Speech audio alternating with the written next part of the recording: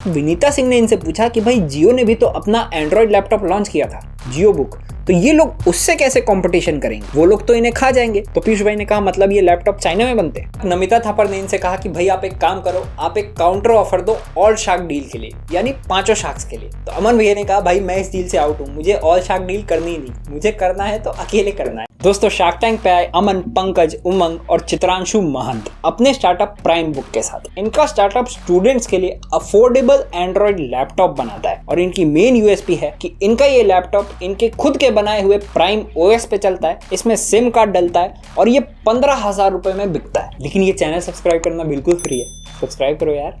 Shark tank पे इनकी ask थी 75 लाख रुपए की अपनी कंपनी की 1.5% इक्विटी के लिए। सबसे पहले इन्होंने शार्क्स को अपने बारे में बताया कि आईआईटी दिल्ली से पढ़े हुए हैं, चित्रांशु इस कंपनी के सीईओ हैं, उमंग सीटीओ हैं, पंकज बिजनेस हेड हैं और अमन सीओओ हैं। तो पीयूष भाई ने पूछा कि भाई ये सीईओ सीटीओ खेलने में मजा आ रहा है? पीयूष भाई फिरकी ले रहे थे इनकी। इसके बाद इन्होंने शार्क्स को अपना इक्विटी स्ट्रक्चर समझाया कि कितनी हिस्सेदारी किसके पास है। तो चित्रांशु यानी सीईओ जी के पास 20% इक्विटी है, उमंग यानी सीटीओ जी के पास 15% इक्विटी है, पंकज यानी बिजनेस हेड के पास 5% इक्विटी है और अमन यानी सीओओ जी के पास 20% इक्विटी है। बाकी का बचा 10% एम्प्लॉयज के लिए है और 30% इनके पिछले इन्वेस्टर के पास है। फिर शार्क अनुपम मित्तल ने इनसे पूछा कि भाई आपका लक्ष्य और मकसद तो बहुत अच्छा है, लेकिन ये एंड्रॉइड लैपटॉप बनाने का आइडिया आपको कहां से आया? तो फाउंडर ने बताया कि अभी के वक्त में स्टूडेंट्स के पढ़ाई वाले सारे एप्स एंड्रॉइड पे हैं, चाहे आप फिजिक्स वाला देख लो, चाहे आप बायजूस देख लो, चाहे अनअकैडमी देख लो, और पढ़ने के लिए सबसे अच्छा डिवाइस लैपटॉप है।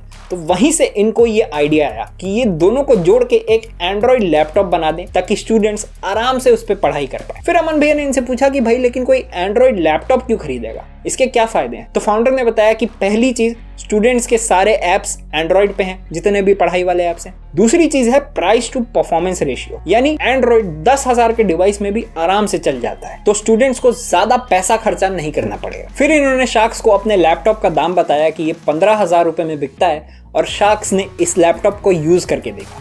तो अमन भैया ने कहा ये उन्हें नॉर्मल लैपटॉप की तरह ही लगा, लेकिन हाँ स्पीड थोड़ी सी कम लगी। फिर शार्क विनीता सिंह ने इनसे पूछा कि भाई जियो ने भी तो अपना एंड्रॉइड लैपटॉप लॉन्च किया था, जियो बुक, तो ये लोग उससे कैसे कंपटीशन करेंगे, वो लोग तो इन्हें खा जाएंगे। तो फाउंडर का कहना था कि नहीं ऐसी बात नहीं है, उसके लिए ये पूरी तरीके से तैयार है। सबसे पहले ये जियो के कंपेटिटर के साथ पार्टनरशिप करेंगे, मतलब एयरटेल के साथ। उसके बाद ये लोग ढेर सारी फंडिंग उठाएंगे और अपने प्रोडक्ट में नेटवर्क इफेक्ट लेके आएंगे। नेटवर्क इफेक्ट क्या होता है नहीं पता तो आई बटन वाली पहली वीडियो देखें। इसके बाद अमन भैया ने पूछा कि भाई आप इसका दाम कम कैसे करोगे? तो फाउंडर ने बताया कि सबसे पहले ये अलग अलग कंपनियों के साथ टाई अप कर रहे हैं ताकि जब वो कंपनियां अपने ऐप इनके लैपटॉप पर डालेंगी तो इन्हें उसका पैसा मिलेगा। दूसरा, ये चिपसेट कंपनियां जैसे कि इंटेल और AMD के साथ भी टाई अप कर रहे हैं कि जब ये उनका स्टिकर अपने लैपटॉप पे लगाएंगे तो वहां से इन्हें पैसा मिलेगा। तीसरा, ये जब इस लैपटॉप को स्केल पे बनाएंगे तो इन्हें इकोनॉमीज ऑफ स्केल का फायदा मिलेगा और ऐसे इस लैपटॉप का दाम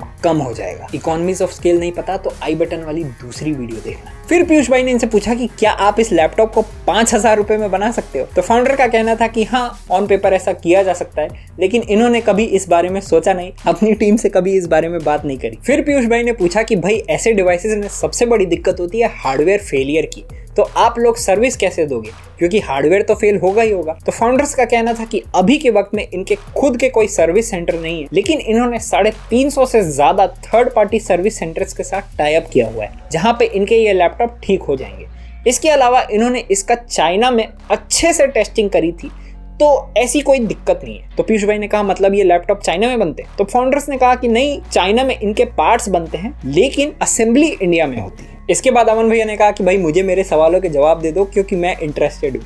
पहला सवाल कि भाई इसकी सेल कब चालू करोगे? तो फाउंडर्स ने बताया कि इसे ये बेचना ऑलरेडी चालू कर चुके हैं और इस क्वार्टर में इन्होंने 3,000 लैपटॉप्स बेच दिए हैं एनजीओ और एडटेक कंपनियों को। इसके अलावा इन्होंने साउथ अफ्रीका में अपने ओएस की लाइसेंसिंग भी कर दी। फिर अमन भैया ने पूछा लेकिन कस्टमर्स को कैसे बेचोगे और इसे बनाने के लिए पैसे कहां से आएंगे? तो फाउंडर्स का कहना था कि कस्टमर्स को फ्लिपकार्ट के थ्रू बेचेंगे और इसे बनाने के लिए इनके इन्वेस्टर इन्हें पैसे देंगे। इन्होंने इससे पहले 3 राउंड में फंडिंग उठाई हुई है। सबसे पहले इन्होंने 2018 में 1 करोड़ रुपए की फंडिंग उठाई थी, फिर 2019 में 1 करोड़ रुपए की फंडिंग उठाई और फिर 2021 में 1.5 करोड़ रुपए की फंडिंग उठाई। और अभी के वक्त में इनका धंधा लॉस में नहीं है, प्रॉफिटेबल है। फिर इनसे इनका रेवेन्यू पूछा गया तो लास्ट मंथ इन्होंने 20 लाख रुपए का रेवेन्यू किया था एक एडटेक कंपनी को अपने लैपटॉप बेच के। इसके बाद अमन भैया ने इन्हें ऑफर दिया, उनका ऑफर था 75 लाख रुपए इनकी कंपनी की 4% इक्विटी के लिए। फिर शार्क विनीता सिंह ने इन्हें ऑफर दिया, उनका ऑफर था 75 लाख रुपए इनकी कंपनी की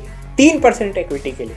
फिर पीयूष भाई ने ऑफर दिया, उनका ऑफर था 75 लाख रुपए इनकी कंपनी की 4% इक्विटी के लिए। और तो और आखिर में शार्क अनुपम मित्तल ने भी इन्हें ऑफर दिया, उनका भी ऑफर था 75 लाख रुपए इनकी कंपनी की 3% इक्विटी के लिए। अब मजा आएगा। फिर शार्क नमिता थापर ने इनसे कहा कि भाई आप एक काम करो, आप एक काउंटर ऑफर दो ऑल शार्क डील के लिए, यानी 5 शार्क्स के लिए। तो अमन भैया ने कहा भाई मैं इस डील से आउट हूँ, मुझे ऑल शार्क डील करनी ही नहीं, मुझे करना है तो अकेले करना है। अब ये सुन के शार्क नमिता थापर इस डील से आउट हो गई और उन्होंने कहा कि भाई मुझे आपके लैपटॉप का दाम बहुत ज्यादा लगा, अगर आप इसे 5-6 हजार रुपए में बेच पाते तो मुझे कॉन्फिडेंस आ जाता।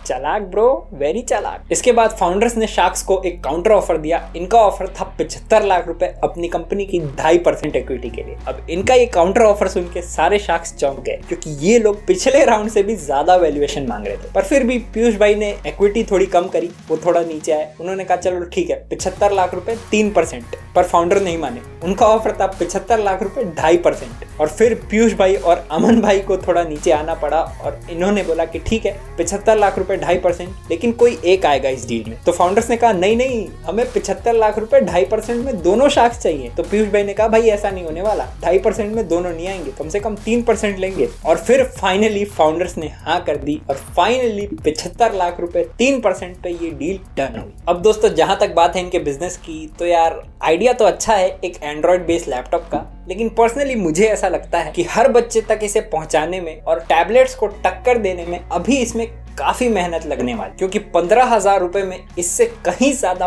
पावरफुल और अच्छा दिखने वाला टैबलेट मिल जाता है। प्लस इन्हीं के लैपटॉप की तरह गूगल का क्रोमबुक भी बिकता है, जिसपे सारे एंड्रॉइड ऐप्स चल जाते हैं। और क्रोमबुक की मार्केट ग्लोबली $27 बिलियन की है, जो हर साल लगभग 8% से ग्रो कर रही है। इनके लिए अच्छी चीज ये है कि पेरेंट्स अब फोन और विंडोज लैपटॉप के बीच में एक ऑप्शन ढूंढ रहे हैं, क्योंकि पेरेंट्स अपने बच्चे को फोन देना नहीं चाहते और विंडोज लैपटॉप महंगे हैं। लेकिन इनके लिए 3 बड़ी दिक्कतें हैं। पहली ये कि ये एंड्रॉइड बेस्ड लैपटॉप कभी भी एक विंडोज लैपटॉप की बराबरी नहीं कर सके, क्योंकि कोडिंग, डिजाइनिंग या VFX जैसी चीजें सिर्फ एक पावरफुल विंडोज या मैक लैपटॉप पे ही हो सकती हैं। दूसरी बड़ी दिक्कत है परफॉर्मेंस की, कि भाई सुनने में तो बहुत अच्छा लगता है एंड्रॉइड बेस्ड लैपटॉप, लेकिन आज भी टैबलेट्स इनसे कहीं ज्यादा फास्ट होते हैं। और तीसरी बड़ी दिक्कत है कंपटीशन की।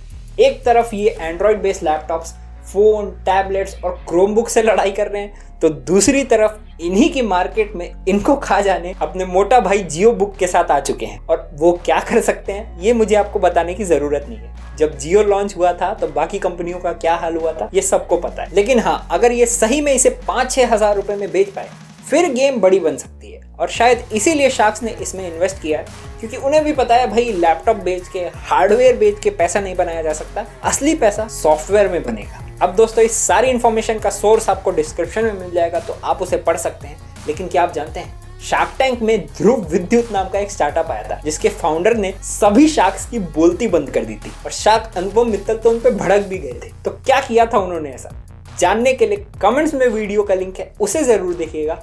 और इस वीडियो को लाइक करके चैनल को सब्सक्राइब करना मत भूलिएगा।